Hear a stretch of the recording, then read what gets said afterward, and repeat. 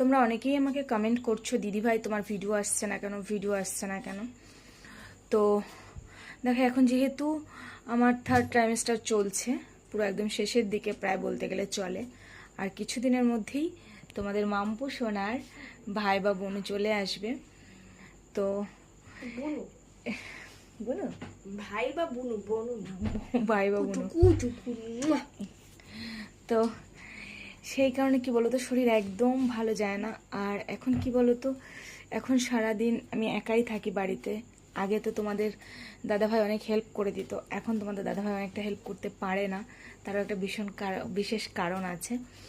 তো যাই হোক, তোমাদেরকে বলি যে এখন কিছুদিন ভিডিও আসবে না, একটুখানি স্বাভাবিক হয়ে নিই, সব কিছু সুস্থভাবে সব কিছু ঠিকঠাক হয়ে যাক, তারপর আবার ভিডিও দেব। শরীর যেদিন ভালো থাকবে সেদিন শ্যুট করবো, কারণ ভিডিও শ্যুট করা ভীষণ ঝামেলা।